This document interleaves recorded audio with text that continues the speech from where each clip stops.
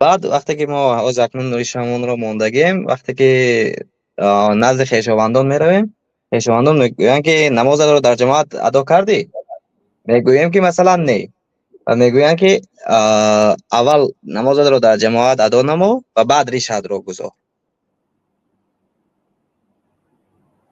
یعنی که کسی نماز در جماعت نمیخواند باید ریش نماند.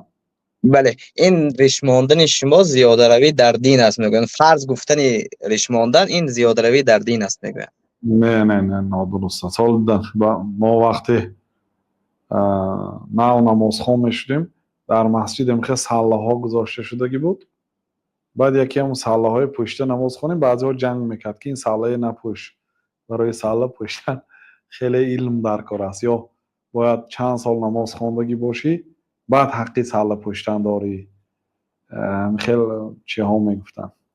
ё ришам чӣ ба риш монди ту ҳолӣ ҳичи илм надорӣ, ё ки намозат ба ҷамоат нест, ба ёи чӣ риш мемонӣ? ин хел қоида нест. аслан фармонҳои Аллоҳ таоло бояд иҷро карда шавад. Аллоҳ таоло дар Қуръони Карим гуфт ки фабиҳудаҳум муқтадӣ, шумо ба ҳидояти пайғамбарҳо пайравӣ кунедон. пайғамбарҳо дар кадом шакл бошанд, шумо ҳам хел бошитон. амр кард ки мо мисли пайғамбарҳо бошем.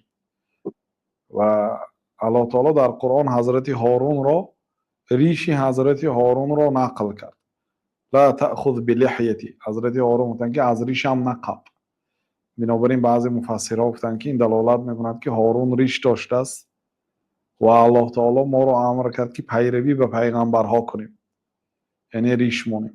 ва пайғамбар саллаллоҳу алайҳи ва саллам фармон доданд ки аъфу лиҳа, риш гузоред гуфтанд. риш монед гуфтанд. фармон аст. фармон ал-аслу фил амри яъне лилвуҷуб. аслан фармони Аллоҳ ва фармони Расулуллоҳ саллаллоҳу алайҳи ва саллам барои ҳатмият далолат мекунад, фарз аст. то модоме ки ягон сориф омада вайро сарф накунад аз ваҷҳи ҳатмияту фарзияташ. бинобар ин аслан риш гузоштан фарз аст. бале.